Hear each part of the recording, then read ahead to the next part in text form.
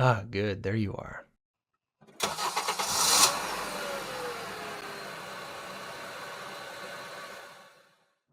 I was starting to wonder when you were finally going to come out of this damn restaurant.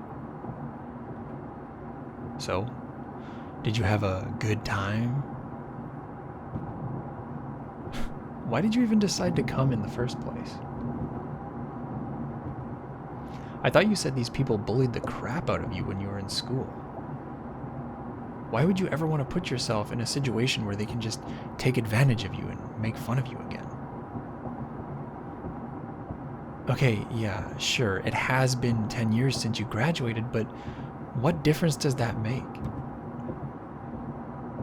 Personally, like, if somebody ever pissed me off, I don't care if we were both kids at the time, I would never entrust my time with them again. I mean, you're just enabling shitty behavior by letting them think that all the time they spent tormenting you in school never had any consequences. And frankly, I think that's just dangerous for society as a whole. What if they then take that idea and they go out tormenting other people as well? Fine, whatever. I mean, it's your choice. And it already happened, so there's nothing that I can do about it now. Bet you feel real good about yourself, huh? Leaving your boyfriend at home on a Saturday night with nothing to do but stew in his own thoughts again. No, don't even try to act sympathetic towards me. I know that the asshole you told me you had a crush on back in the day was going to show up today. What, you don't think I was going to remember that little detail? Stop kidding yourself. I remember every detail about you. And honestly, why wouldn't I? What, do you think it's creepy that I care so much about you? No. I'm saying, listen to me. Shut up. Jesus. What has gotten into you today that let you think you can be so mouthy towards me? Let me remind you of something. You and I, we are in a relationship together, okay? And I believe that I have told you when we first got together years ago that I do not tolerate people undermining me, especially when I'm trying my best to carry the weight of the goddamn world on my shoulders. Now I know that you just wanted to have fun and hang out with your old friends, catch up with them or whatever. But I just really don't like the idea of you going to hang out with people that I do not approve of, so that they can just potentially take advantage of you now that you're back in their lives again. You really don't understand that statement just now? Why? God, I can't believe I'm having to spell this out for you. You really have lived a completely sheltered existence up till now, haven't you? Look, people can ask you to lend them money. They can ask you to do things for them. They can even just use you to make themselves feel better about their own pathetic existence by putting you down, whether you realize it or not.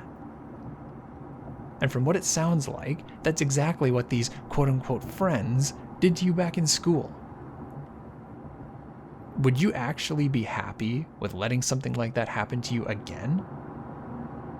And not to mention, you're just inviting a bridge to communicate with this piece of shit ex-crush. Yeah, whatever.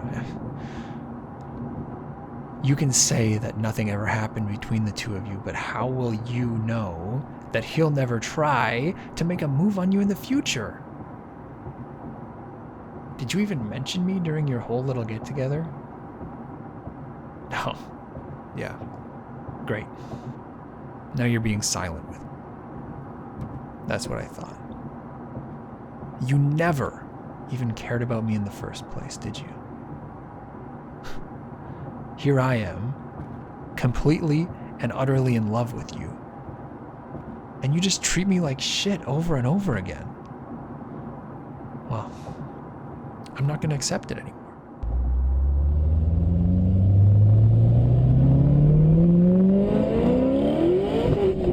What, now you're finally showing me some emotion? Why?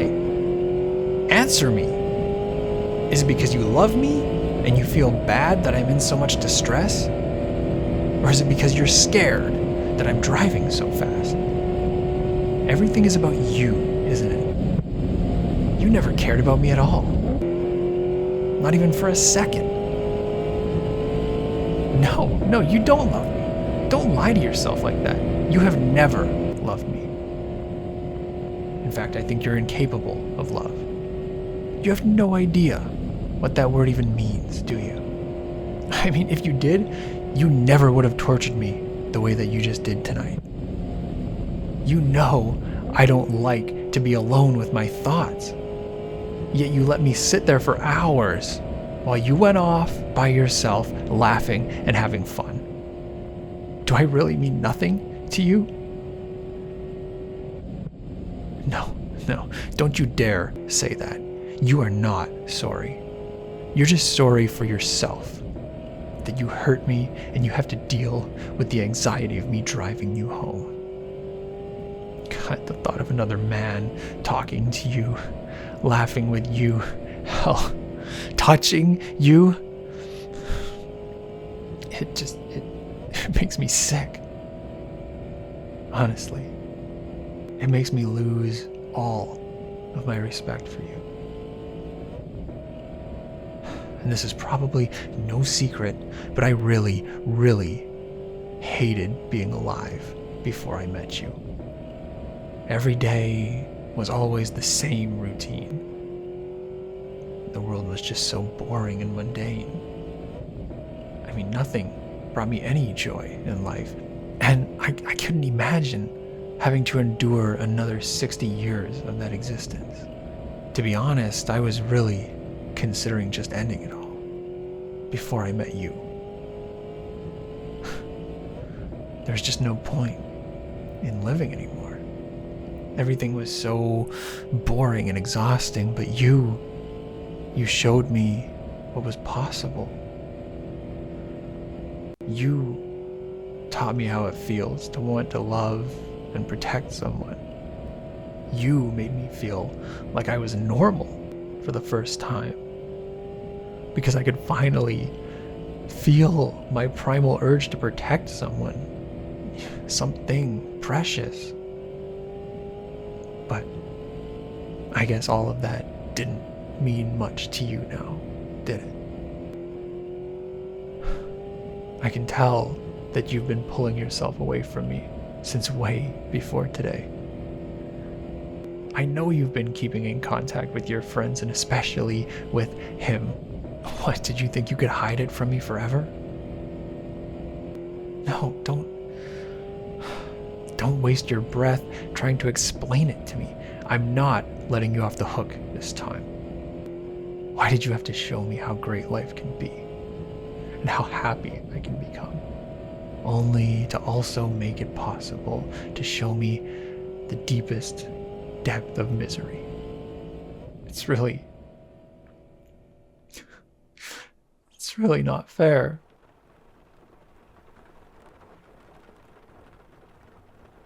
Look, if you don't want to be with me anymore, I won't hold that against you. Just let me drop you off at home. Then you can forget that you've ever known or met me. Yeah, sure. Call me dramatic if you want to. Mock my feelings more, why don't you? I can't take this inequality in our relationship anymore. You have it so easy. You have tons of friends that you see regularly. Your family all live nearby. You have things you enjoy doing. You even keep in touch with old friends. You don't need me at all. I'm just an accessory for you to carry around and toy with. As for me, I mean, what do I have? I don't have any friends. I don't have any family. I can't enjoy my life unless you're involved. Don't you understand? You're all I have. Honestly, I can't live without you. I could break up with you right now or die tonight. And I guess you might mourn me like you would a pet. But you'd be back up on your feet like nothing ever happened within a month or two. But if I can't have you, well, then that would mean I've lost my reason to live. Life will become something I have to endure instead of enjoy again. I think you understand what I'm trying to say, right? Yeah, right. It's kind of too late to be saying that to me now.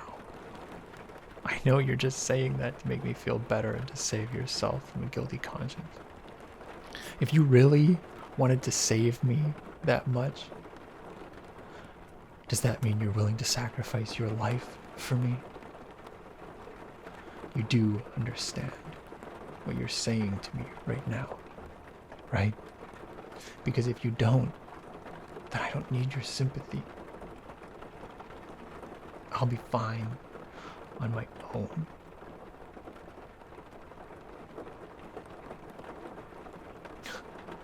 Seriously, are you trying to tease me?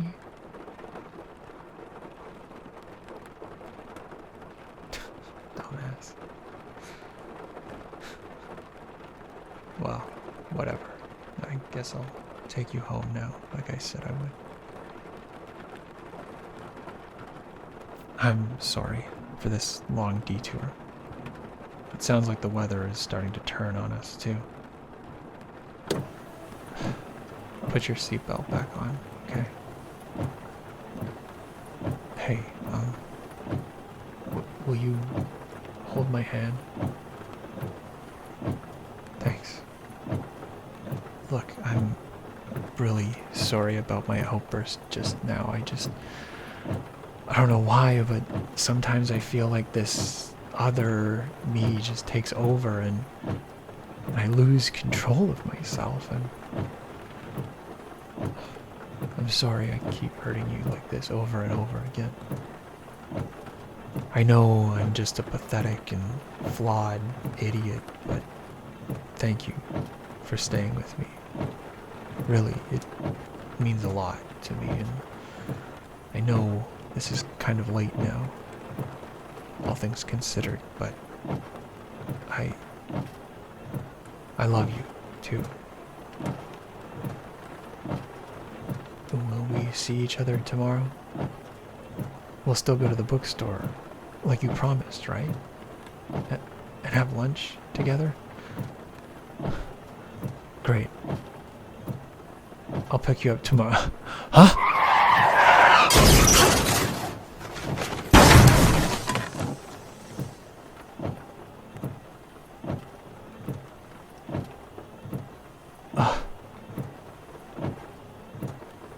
Are you all right? I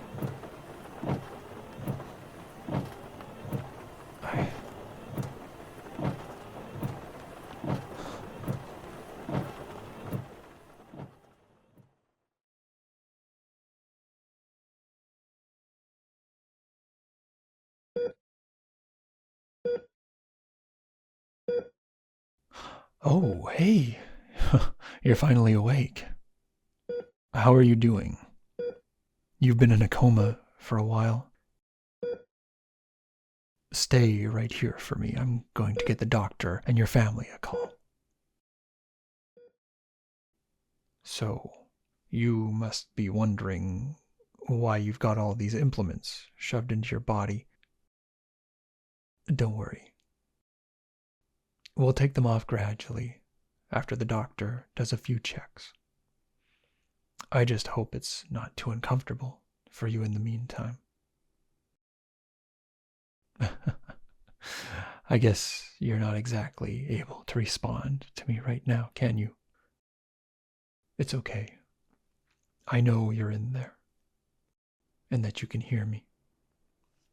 So, you were in a car crash. A really, really bad one. It was almost 2 months ago now. I don't know the details, but your family said that a man who was driving drove the car into an SUV, and the entire family in it died. It was raining that night, but for some reason, your driver hadn't been wearing a seatbelt. There was nothing that the paramedics were able to do to save him. I'm sorry. This must be a lot for you to take in, but it's better that you know the truth of what brought you in here. Your family has been worried sick about you.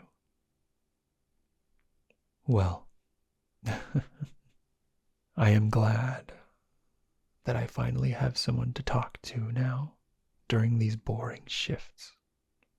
I have a feeling we're going to get to know each other very, very well.